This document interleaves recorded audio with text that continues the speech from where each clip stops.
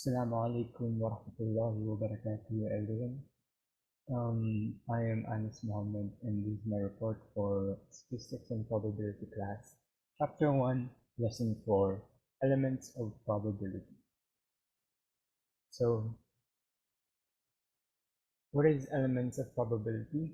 I hope by the end of this video, you'll be able to differentiate permutation from combination.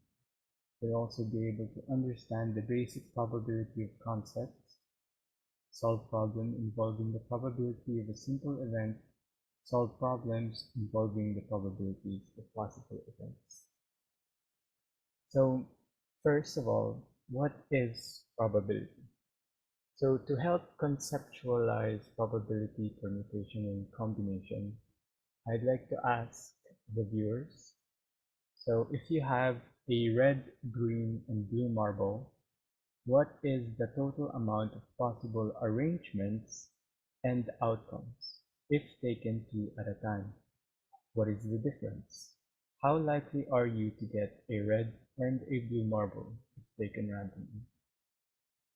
So the reason I'm asking this is because these questions will be what we are going to be trying to solve later today. So let's try to understand the statistic concepts. First of all, with the main one, probability. So what is probability? We say that the chance that a particular event will happen is the probability of occurrence of said event. It can be computed by dividing the number of ways an event may occur by the total number of possible outcomes. The probability of an event is always between 0 and 1. It is 0 if it cannot happen, and it is 1 if it is guaranteed to happen. So probability is the chance or the likelihood that a particular event might happen. So probability is, let's say, if we were to apply it to our daily lives, probability is like what chance or how likely is it to rain? Like, uulan ba ngayon? That's like a question of probability, if whether that event will happen or not. And it can be computed by dividing the number of ways. So to know how likely the event is going to happen, we need to know how many ways can the event happen, so the number of ways an event may occur, and divide it by the total number of possible outcomes. How many events might take place? So how the total amount, what are the everything possible that can happen, right? So you divide the number of ways the event may happen by everything that can happen. And what it means by the probability of an event is always between 0 and 1. It is 0 if it cannot happen, meaning it is 0% if it cannot happen, and 100%, 1, if it is guaranteed to happen. Because between 0 and 1 are the decimals, and probability is always most often shown in percentage, which is usually just a fraction or a decimal. The second concept is permutation. So permutations are the different ways in which a collection of items can be arranged. For example, the different ways in which the alphabet A, B, and C can be grouped together, taken all at a time, are ABC, ACB, BCA, CBA, CAB, and BAC. So for permutations, it is the different ways you can arrange a group of items, right? So, and at the example, so we have the three items, which is A, B, and C, and it is grouped together, taken all at a time, which means you take A, B, and C all at the same time, and how many ways can you arrange it? So here we have ABC 1, 2, 3, 4, 5, 6. So there are 6 different arrangements, 6 different permutations that we can derive from the 3 objects A, B, and C, taken 3 at a time or taken all at a time. You can also take uh, objects within a group, let's say the A, B, and C, two at a time or one at a time. So if it's taken one at a time, it's just going to be A, B, and C. Since there aren't, you can't really arrange it since it is by itself. So the last one, but not the least, is combination. A combination is a selection of all part or a combination is a selection of all or part of a set of objects without regard to the order in which objects are selected. So basically what this means is that the order or the arrangement doesn't matter in combination. So if we were to take the previous example, A, B, and C taken all at a time, the combination you can get is just one, since the arrangement doesn't matter, since the order in which the objects are selected don't matter. A, B, and C is the same as A, C, and B, and B, C, and A, and C, B, and A, and C, A, B, B, A, C. These are all just the same in combination because it has all the same items, the same amount of items, 1A, 1B, 1C. So three objects taken three at a time in combination is just one. And another example is, suppose you have a set of three letters, A, B, and C. Each possible selection of two would be an example of a combination. So if A, B, and C were taken two at a time, the complete list of possible selections would be AB, AC, and BC. So if three objects are taken two at a time as a combination, we'd only have AB, AC, and BC, three numerical values. The reason we don't have, let's say, BA, right? So BC, why is there no BA? Because A, B, and BA are basically the same in combination. So the equations for probability, permutation, and combination. To compute for probability, as we said earlier, it's denoted as P, probability, equals the number of ways the event may occur divided by total number of possible outcomes. And usually as well, probability is denoted as well as P of a variable, let's say X, the probability of X. Permutation.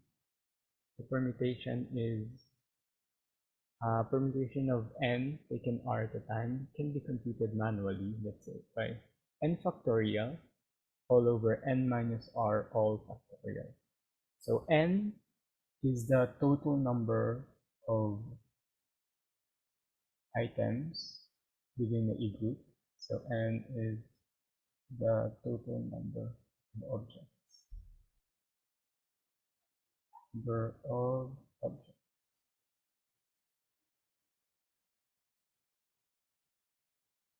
And then r is equal to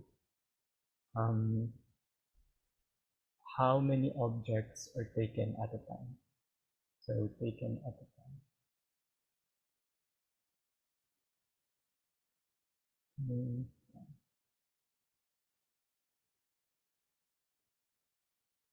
And it's also the same for combination. So n is also the total number of objects, and r is also the total amount of objects taken at a time.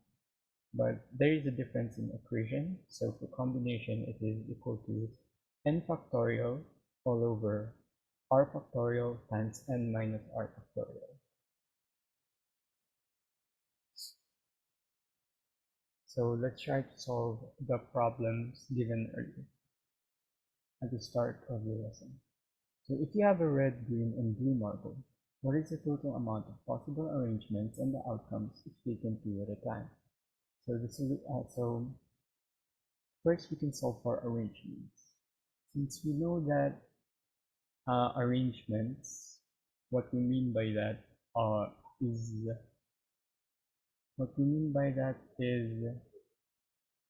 permutation. We'll be using the permutation formula, which is n factorial over n minus r all factorial, which is basically this. We can try solving it manually. So we'll have 3 factorial over 3 minus 2 all factorial is 1 factorial. We can expand it, so it becomes 3 times 2 times 1 all over 1. We cancel the 1, and we get 3 times 2 equals 6. So, since n is equal to 3, since there are 3 items, so 3 different items, a red, a blue, and a green marble, so n equals 3, and r equals 2, since there are 2 items taken at a time, we have 3 p 2 is equal to 6, since we have n equals 3 and r equals 2. So that is for the permutation, which is the arrangements. But what about the outcomes? Right? So for the outcomes, we're going to be using combination, since we're not taking arrangement into account. So for arrangement, for outcomes, we're going to be using combination. So since there are 3 different items, n equals 3, n equals 3, and r equals 2 taken 2 at a time, we'll be using the formula for combination. So this is basically it, but we can again try to do it manually if you want. So we have 3 factorial over, since 3 equals n, r factorial, which is 2 factorial, times 3 minus 2 equals 1 factorial, right? So we can expand this to get 3 times 2 times 1 over 2 times 1 times 1. 1 factorial being 1, 2 factorial being 2 times 1. Cancel the 2, 1 cancel itself out, we'll be left with 3. So combination is equal to 3. 3 combination 2. So that is the answer for the first question. For the second question we had earlier, we have what is the difference between possible arrangements and possible outcomes? So by that we mean we know that we've already discussed this. So the difference between the two is that the possible arrangement take the position of objects into account, position or order. So red and blue is different from blue and red in permutations, right? So just like earlier, we know that ABC is different from CAB. That's it. So in combinations, on the other hand, the positions of the objects are not regarded. So red and blue is the same as blue and red. So taking the previous example, so A, B, and C, and C, A, and B are exactly the same in combinations. So that's the difference between arrangements and outcomes, or permutations and combinations. So for the third question, we have, how likely are you to get a red and a blue marble if taken randomly? So this one is a problem of probability. So the solution is, since it can be computed by dividing the number of ways the event may occur by the total number of possible outcomes, right? We know that possibility is divided by, probability. Probability is divided by number of ways the event may occur and total number of possible outcomes. So what is the event here? So how likely are you to get a red and a blue marble if taken randomly? So this is from the previous question. If you have a red, green, and blue marble, right? So we know that for a red, green, and blue marble, we have 3 different outcomes, 3 different combinations. We're not talking about permutations here. We can try to visualize it if you want. So we have a green, a blue, a green, and a red marble, right? So how likely are you to get a red and a blue marble if taken randomly? So we have, what are the different combinations? Try to visualize. We have red and blue, red and green, and blue and green, right? So these are three different combinations that you can get. That's why the combination is equal to 3, since we're not taking order or arrangement into account.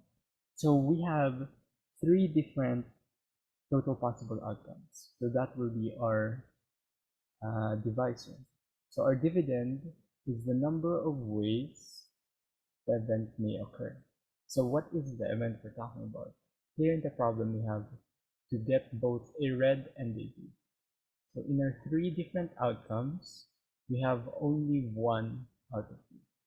So one will be our dividend.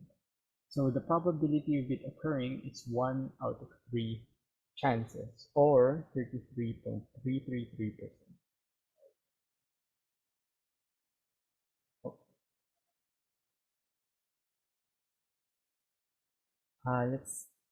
There are actually two more concepts to go more in depth into the lesson. So one of the other concepts is complement. The complement of an event includes all events that are not part of the desired event. So what does that mean? So if you take the previous example into account, so 1 out of 3. So there's one event out of 3 total possible events that can happen, right? That you might get both a red and a blue.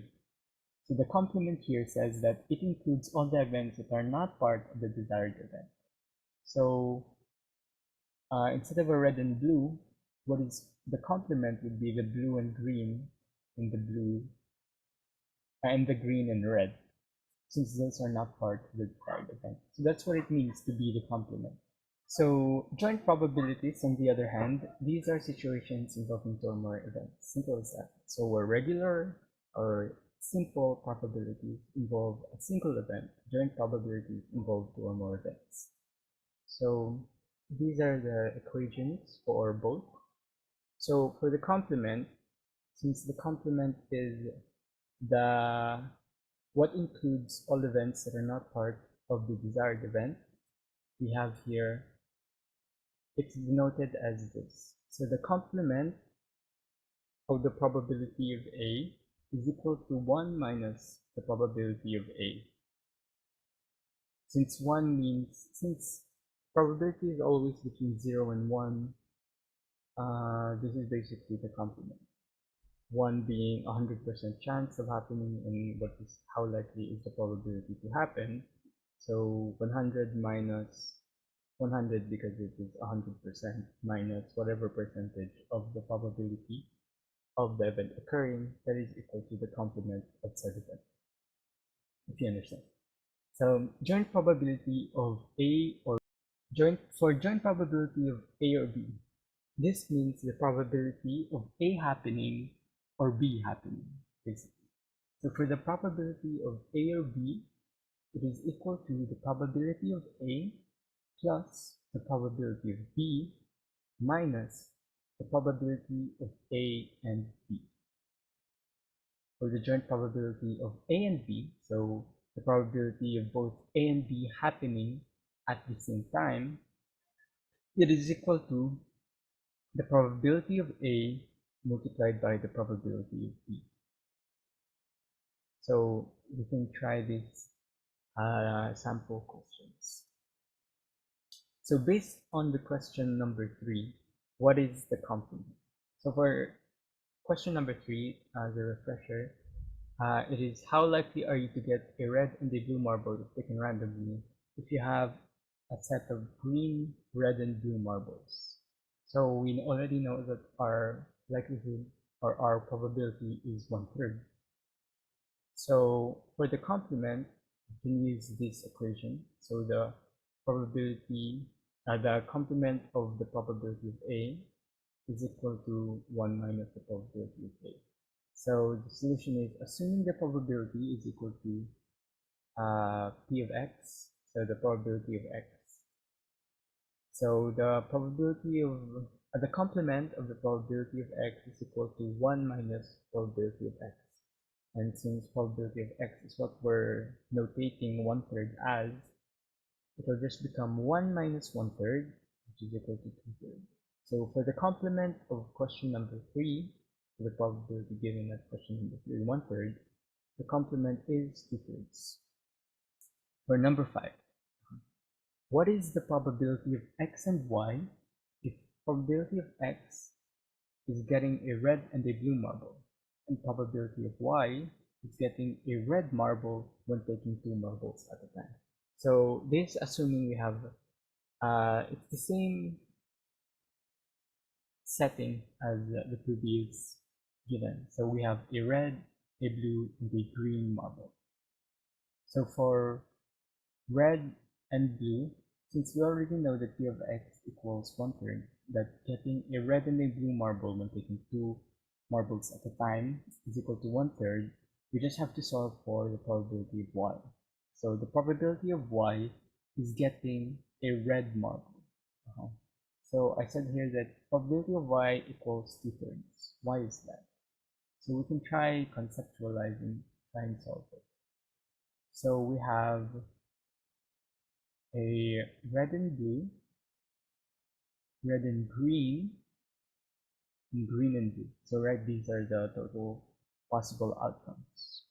So the prompt is, what is the likelihood of getting a red marble? So a single red marble when taking 2 marbles at a time. So how many red marbles do we have here? So here we do have 1, so that's already 1. Here we also have another one, so that's 2. And for the third one, there is no red marble. So we can say that there are 2 ways that getting a red marble can happen out of the 3 possible outcomes. So we already have the probability of y. So solving for probability of x and y, we know it's p of x times probability of y, probability of x and probability of y, which is equal to substitute the given. We have 1/3 for p of x and 2/3 for p of y. So we have 1/3 times 2/3, which is equal to 2/9 or 22.2%. So for the last question we have here, based on the previous questions, what is the probability of x or y? So probability of x or y. Here we have p of x plus p of y minus p of x and y. This is the equation as I said before. P of x is equal to 1/3. You can see here. P of y is equal to 2/3. You can see here. And p of x and y is equal to 2/9 as we have solved earlier. So let's try answering this. So 1/3 plus 2/3 equals 3/3, right? Minus 2/9. The LCD is equal to 9. So 9 divided by 3 times 3 is equal to 9. 9 divided by 9 times 2 equals to 2. And then 6 out. So we have 9 minus 2 all over 9 equals 9 minus 2 is 7 over 9. So 7 over 9 is our final answer, or in percentage we have 77.7%. So I hope that is all, and I hope everything is clear. Thank you for listening.